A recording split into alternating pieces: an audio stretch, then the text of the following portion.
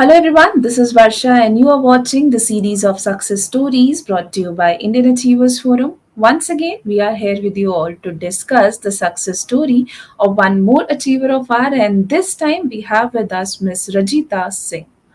So, Ms. Rajita Singh is a seasoned HR leader experienced in leading large scale transformation with business outcomes. She joined Kendrill as the Chief People Officer for India. In this role, she will lead the HR functions for the company in India. Prior to this appointment, she led the HR organization at Broadridge Financial Solution India, where she played an integral part of the company's growth. Rajita also serves on the committee of NASCOM Regional Council and NASCOM HR and DNI Council. Outside the workplace, she is a car racing champion, a classical trained Bharatnatyam dancer, and a certified counselor for the underprivileged. But before we actually start the conversation with her, let's quickly have a look at a very small video telling you about what we actually do.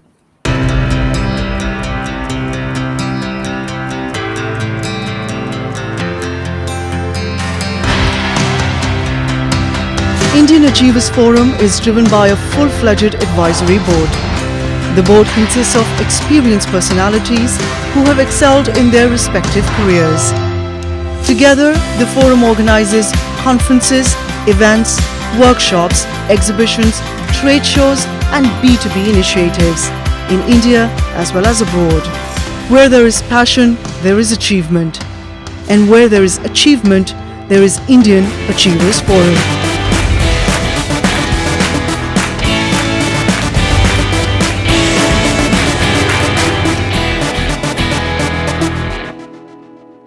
Hi, Miss Rajita, how are you? Hi Varsha, I'm good. How are you? All good. Thank you so much for asking. And before we actually start the conversation, I'm very keen to know that how did you actually land up to the idea of choosing this particular industry for yourself? They say all great things and inventions happen by accident. This happened by accident too.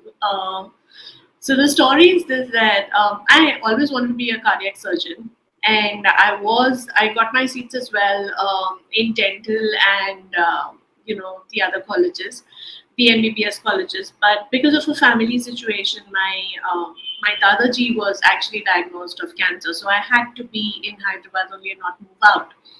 So I ended up doing commerce, specializing in foreign trade. And while just graduating, I had an offer from this hedge fund that had just come into India. It was called DE Shaw. And I decided that if I take this offer, I will get married really quickly. So I need to study, do my masters, get 2 more years, to myself, and then do it. But all my friends and batchmates ended up joining a DE Shaw. And when I got done with that, then I was told that why don't you come back and join us after MBA. So that's how the career started. The career started to have fun, to be with friends, to have some extra more pocket money, and just chill. So there was no focused career that this is what I want to do, because my only dream was to be a surgeon. Right, and great to know this. And nothing comes that easy to us. And I'm pretty sure that you must have also had certain sort of challenges in your professional journey so far. So, if you can please talk about those challenges. I think life is what everybody experiences is pretty much the same, but the intensity at which we experience is different. So in the corporate world, it's still a very patriarchal society. So the policies, the way the organization thinks is still very, I would say, patriarchal in nature. So introducing simple things like menstrual leave and menopause leave and things like that actually still raise eyebrows in today's world. So I'm very happy to say that Kindle has been extremely supportive, and we rolled it out a couple of months back for all our people, and it was extremely well received.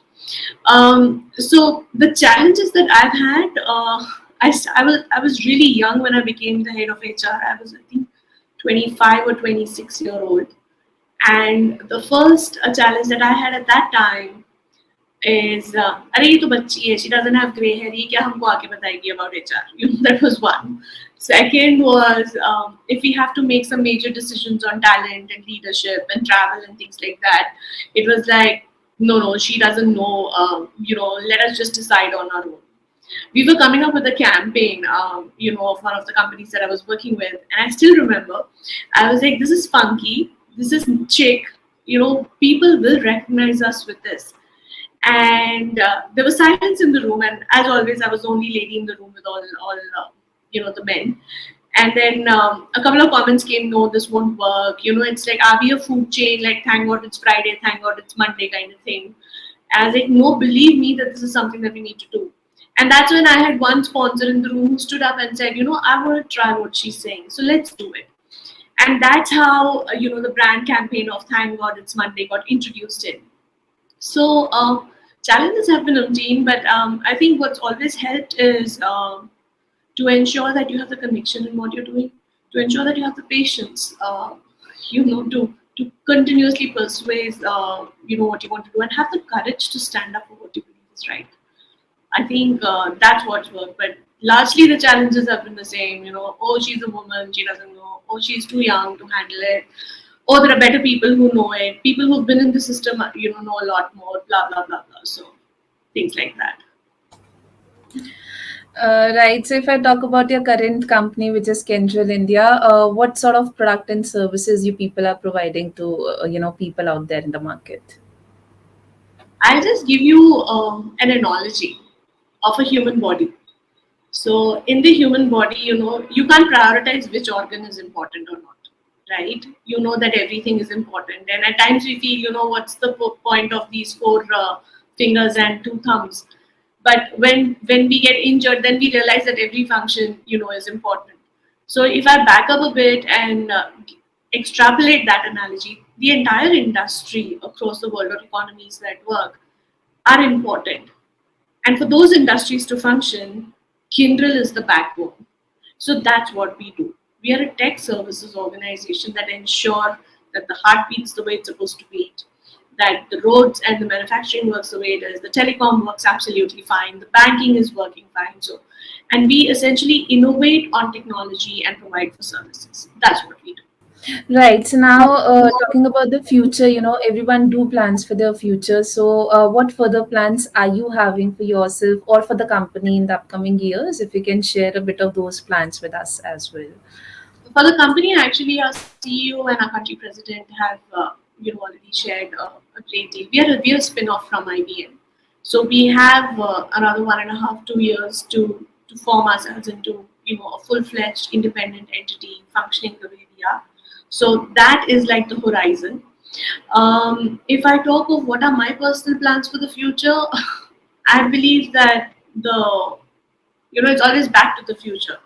So the future has to be created, and I'm working on that at the moment. What are my long term goals? I definitely want to become CEO of a company, but taking baby steps at a time. Lovely, and I wish you all the success for all these plans of yours. Thank you. Right. So now, I would really like to know your thoughts and views about this self-reliant India movement. A lot have happened in the last few years, and now actually we have started to live in a world with COVID. So, what are your thoughts on this Atmanirbhar Bharat campaign, and also how is your company working towards this? So I can talk of what the concept is to me, and I'll leave the question just at that, right? Essentially, if you look at scriptures, you look at Vedas, you look at Puranas, it shows how India as a civilization has always been ahead of its time. For whatever reasons in the last 500, 800 years, we seem to have lost that all what we had, and trying to bring that back in is what's Atmanirbhar Bharat is trying to do, because we've always been there. We've done everything even before people could imagine. I mean, look at the latest, what ISRO has done. It's commendable. The world needs to take a bow at what India is doing. The G20 summit, how the G20 summit was carried out, unlike the typical expectations, it was spread across all of India. across all of Bharat, and everybody was contributing to the summit. It takes a lot to bring a population, the largest populous country in the world, together for things like this. So for me, I think that this is like absolutely the right approach. A, you have the labor. B, you have the technology. C, you anyways know a lot of things from the scripture. There was this PDF that was floating around, as we used to call it, the WhatsApp University, and in that, people started talking surrogacy in 1978 and 1975. But India had done it thousands of years back. So it just goes to say that we just need to go back to our roots, and I think the sky's the limit for us. Absolutely. And now, comes the question which I personally love to ask our bodies, and that is, what are your feelings on winning this Indian Achievers Award? So, when you get recognition like this, it's like, it's the Miss India moment of, oh wow, really I could make it, I made it kind of thing. So it means a lot. It is a very humbling experience to get something like this, and most importantly is, it just gives that great sense of pride that you're being recognized in India, and the amount of pride you get back for your family and for your parents who brought you up, and your spouse. I think it makes all the difference. So it's like a world, and any form of recognition is absolutely delightful.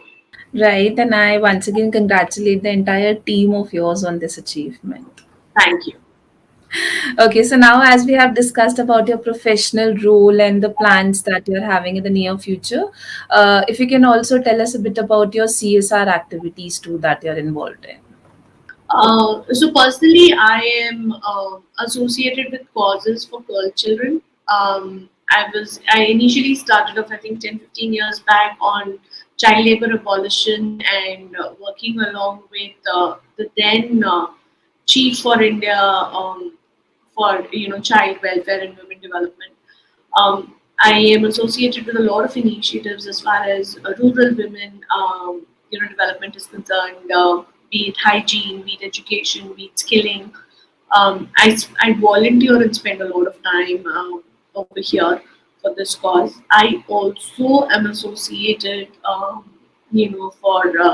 for a particular NGO for the blind, in a village, wherein I support, over there my support or actual engagement is pretty limited. It's largely just monetary, but I do make it a point to go visit them once every year.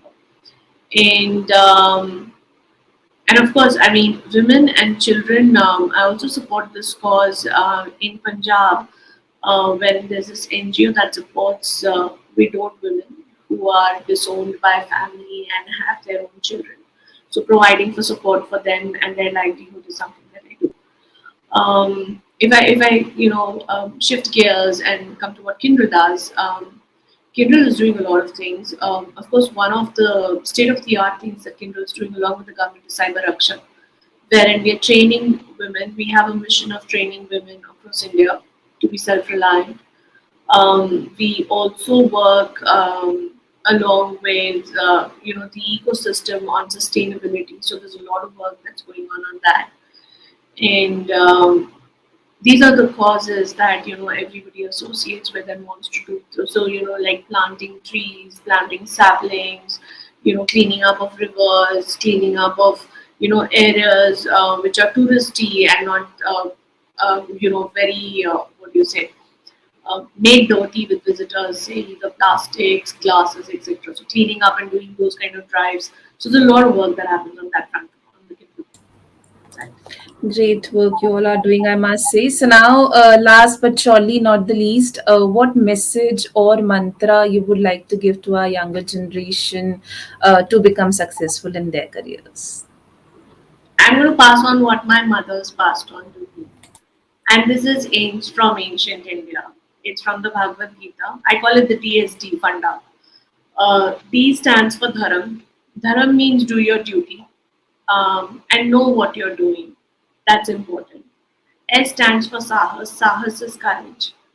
Have the conviction in standing up for something that you believe is right. Do not get shadowed by anybody or any situation. If you believe that what you're doing is right, aligns with your value system, please stand up. And the last is dhairya, which is patience. And all good things take time. So have the patience and everything will come to you. So that's the DSD funda. Lovely piece of advice. So now, thank you so very much for joining with us today. It was lovely talking to you, and I wish you all the success for all your future endeavors. And may you continue to rise and shine the way you are doing. Thank you so very much for your time. Thank you, Varsha. Thank you.